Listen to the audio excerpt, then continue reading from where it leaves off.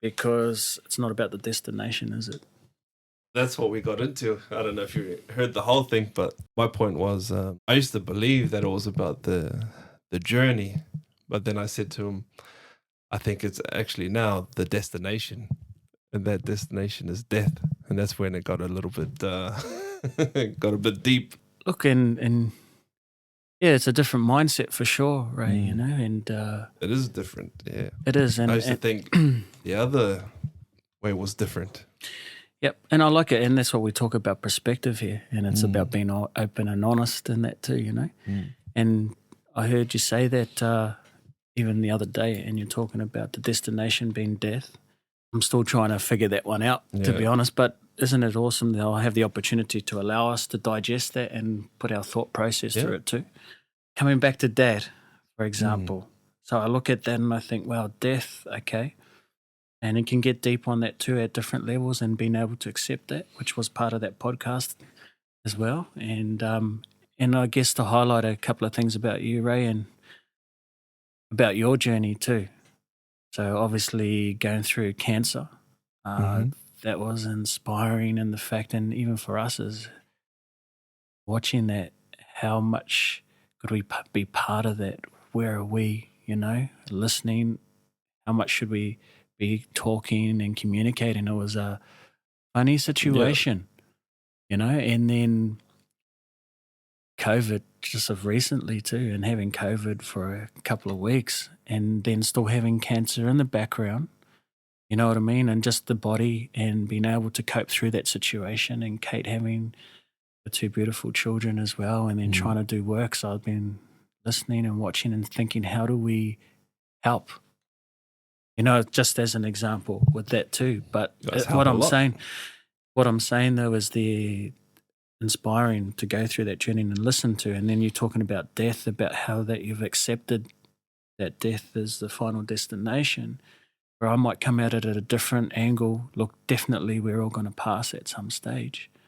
That's one of the only few definites in life, you know. Taxes. Yeah, taxes and death. For me, definitely we will get there. But again, what happened with Dad was that he passed on that.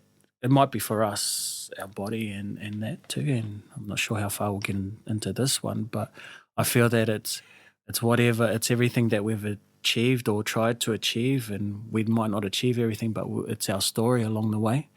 And then if that day comes and you're comfortable in yourself and who you become and that too, and what you've achieved, it's an ongoing legacy. It's ongoing, because so I look at it differently. I don't actually look at death that way. I'm still going through that at the moment. Even this morning, walking and being with Dad and Willie and Rhea and Andrea and listening to Chris and enjoying each step. Okay, what's different here? What have we got here? So I took that from the podcast, for example. And just being with Dad, who's had the stroke, and actually watching him go to the road to see whether he can actually think where he's going, if he can look for vehicles, if he knows that destination he's going to reach, and if he can return back and come back home safely. So sort of watching all that happen today with the journey. But I feel for me at this stage, and we're just different with that too, is that I feel, we can get to death, but I feel that, that might be us. But I think there's an opportunity for things, whatever we put in place will continue. Oh, yeah, for sure. Continue. But when I say death, I just mean on like a personal path, like life. Basically, whatever happens after your life, that's going to happen organically. There's not too much you can control, I don't think, after death. But from here till there, that journey is, you know, you're going to get to that point. What I find is a lot of us, we don't acknowledge that part enough. So I respect the journey so much that I've looked at the whole process right to the end. And I feel like a lot of people, they're saying it's more about the journey and they're focused on the journey. But then by not acknowledging the death, people don't realize that, you know, for example, like my dad having the stroke, before he had the stroke, you know, we were all laid back, you know. There was no urgency to do things. There was no ambition to get Willie to work or, you know, things like that. But then once you suddenly realize, oh, death is a real possibility, but we already know that. Now we have to quickly put things together. Now we start moving and making, action and making things happen to better the lives of our family. And that's what I mean is like, got to acknowledge the death and then work backwards. That's what, for me, that's what I'm doing, like personally. Everyone's different, so everyone's going to have a different take. You might have a different take, but I just find that once I had seriously addressed the possibility of me actually dying, then it made me address it in a way where I looked internal and thought, I'm going to die. And then I'm back in reality and I'm thinking, oh, well, before I do, what do I want to get done? How do I want to see this journey? And then I almost in an emergency gathering in myself, I came up with these plans. And I brought it back to where I am now. And that's what I mentioned earlier is like, I worked it out in 9 stages. So in these 9 stages is everything. Like I poured my heart out into everything that I want to get done. And what I mentioned in this podcast, the 9th stage is the world peace where I see it. And so all the impossibles are put in these 9 stages. They're very personal to me. But I wouldn't have come up with this action plan had I not addressed the death and acknowledged it. Yeah. Okay, it's pretty cool. but that's just me. Is it? And again, just for me to understand.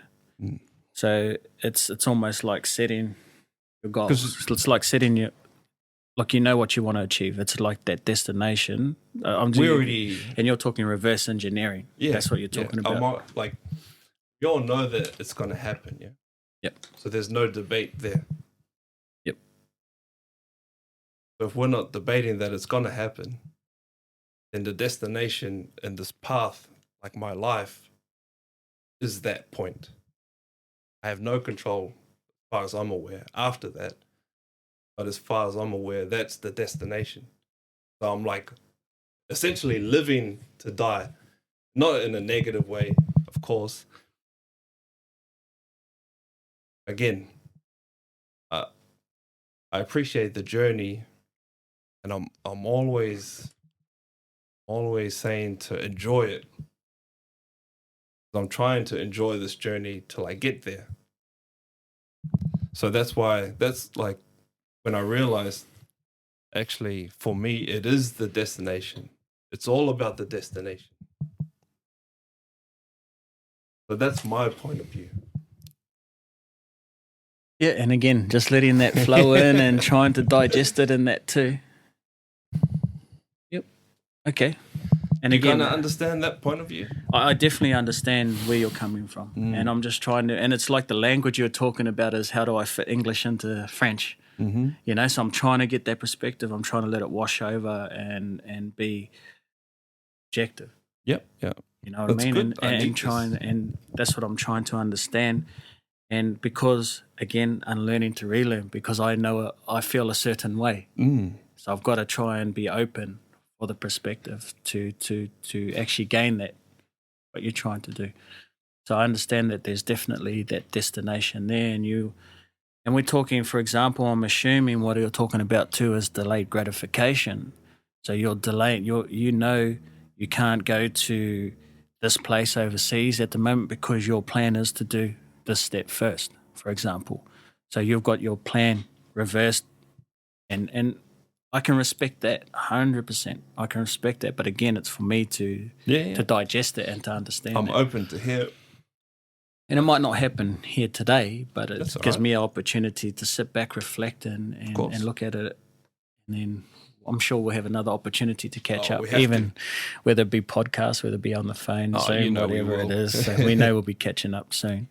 Well, while I got you here, it's good that it's fresh in your mind. So when you hear me speak like that I identify that death is inevitable, per se. And then you hear me say, once I personally kind of woke up to the reality that it was almost like having a internal emergency, meeting with myself to come up with the action plan. That action plan, I came up with an arbitrary number 9 just because I love the number 9. And so I came up with like, a 9-stage plan almost. And if I achieve something in the later stage, it's all right, as long as like the overall, then it's like I'm content with my life then. And that is like a very relieving feeling to have while I'm on the journey, actually. Because if I feel so passionate about this plan, this 9-stage plan, that even me doing it is almost like you say, like a delayed gratification. As long as that I'm doing it, like I feel like I'm immersed with the plan. And so like when you hear me say that, what kind of like, and I want you to be honest and open with that. For me personally? Yeah. For my journey? Right or wrong, it's just important to get your perspective because that's what this is about. Yep. Okay. And so, no, great question. Mm-hmm. And I'll start with what my idea is for you personally. Mm-hmm. And I think it's very courageous, to be able to put yourself out there. And I guess, like you said before too, that's all been part of who you are, and going through COVID and cancer, and having the blessing of your children and Kate, and to get to that point. To actually get to that point, and is courageous, I think, and even to the point that you put yourself out there and you're talking that your big purpose is about world peace. Such a massive, massive vision, and then I look back at some people that have had visions before too, Martin Luther King and all that too, and you think, wow. So to actually have a vision like that is very impressive and inspiring, because not everyone, and in a public forum, can actually do that.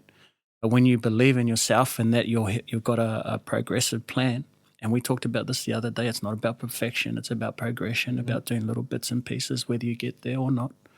You've got a process in place. Of very inspirational, and I know these conversations is going to be a massive significance to both Sophia and Evan too, and if God, anyone else that comes along. Anyway, exactly. That's another story, right? That's another story, and not just them, but to Andrea, to me, to all our families. So to have that vision and be bold enough, I respect that immensely. So that's what I want to say first and foremost. So for coming back for me personally to look at that, it's an eye-opener. So I only heard it the other day, and hang on, is it because you've gone through that stuff? Where do I look at it for myself? And I know it's inevitable. Everyone knows it's inevitable that that's going to happen. And for me, to be honest, I'll put it in a different perspective or a different light, and I reflect on this even walking today with that. And I think, what happens if I die tomorrow? Exactly. And I look at that and I think, am I going to be happy with the life I've created now? Am I happy for what I've left for my daughter? Am I happy for what financially I've got in place for Rhea and Andrea? Have I got my insurances up to date? As much as this sounds bloody that's all part of shallow, your plan. No. But it's not shallow at all. I'm just saying, for me, is I want to go back. I'm going to check all this stuff. So it highlights a few things there. Make sure that if something happens, that they're taken care of. Rhea and I because we've had some inevitable, and families passed away, aunties and uncles and that too, and you think some families haven't had the money to pay for the funeral expenses, for example. So Rhea's gone through and made sure we've got our insurances up to date, and we've got our funeral expenses are paid for and all that sort of stuff. So God forbid none of our family are going to be in that situation. So we started to put all that stuff into place as well already. And that was probably after what happened with that. You know, so reflections on that stuff too. I know that's definitely a destination. And for me personally, in breaking it right down, I've never looked at it that way. In actual fact, I've always Almost everyone I've spoken to Yep. has never. which is good to have the thought processes happening and starting to consider that, because your intentions are very pure. It is. Your intentions, I believe, is we know this is going to happen. What can we do in this time that we've got on earth that we can put together? We can make the most of it. You know, so that's all started mentally in me too. So for me, what I was looking at, and I didn't touch on this before, is how can I retire from work? Mm-hmm. To be honest, that's what all this, the side hustle and all that sort of stuff. Can I be retired at? Can I be retired at safe? And when I say retired, family, you know? when I say retired, you're still going to be working in a different way, and you're still going to be providing, because you look at all. Or retire from a 9 to 5. That's what I'm saying. Because it ties up. You're selling your time for money. We're trading time for money. Yeah, that's exactly what we're doing. We're trading time for money. Mm-hmm. So ultimately, for me, I've already looked at, can I be retired before, and the retiring age by the time it's, for me, I don't know, I think it's 67, 70, I'm not Whatever sure. That number is, that's but a personal just thing. saying, but personally it is to reduce that time down, whether it be 10 or 15 years. Yep. You know, so for me, the goal is to try and get that time back as soon as I can. And we've got plans in place. Look, if I definitely want to be retired by I'm 60. That's a long time. But coming back to what you've said there, I've got a few things in place at the moment, which we'll talk about a bit more. Ultimately, for me, is to get Rhea off work as soon as I can. That's the first and foremost step when we talk about steps. And I don't know if anyone's going to be watching from her job, but I'll be ultimately trying to get her off in the next couple of years. So at least I know. People that are watching are probably trying to get off as well. You know? Yeah, we're all trying to get off. I'm talking about her job, but anyway. Yeah. But job. Trying to get off the job. Yeah, off the job. So, but ultimately is to get her off so that she can have that time in as a husband, as a father. It's been and society time. has changed, hasn't it? So ultimately, when our parents and before our parents, it was that the male went and worked, and the mother was able to stay home and look after the children. Ultimately, because of expenses and that, and my way of life and expectations, just expectations and what we want to achieve, and have this property here, have this property here. So for me, is to reduce that back down. Don't have reduce our means. In other words, you know what I mean? Because we're both on good salaries and all that sort of stuff. Hang on, how are we utilizing this? Do we need you to be working? What's my salary? What do I need to do? So our plan is to get her off work as soon as I can. Have that for Andrew, and the plan for me is to get off work as soon as I can. But look, that's all part of what you're saying. So it definitely starts to get those like emotional like stages, you know, like all the things that you've mentioned there. I have similar things that I've built into my stages of my plan. All I'm saying is, once you acknowledge and you respect death as the destination, basically it's like with Dad having the stroke thing, it just puts you into that mindset that makes you work differently instead of being passive in the approach. It kind of gives you a little tap to get going on it. And another important aspect of having that mindset is that it's actually exciting. Once you know, like, gotta put these things in place, and you're actually doing steps, and it all is contributing towards that destination, it actually makes things, I find, like very enjoyable. And so then it just feeds back into the journey. So, like I said to Chris, it's the journey and the destination at the same time. It's like you acknowledge that death is the destination. That reinforces enjoyment of the journey, feeding like feedback. But that's how I feel like in life.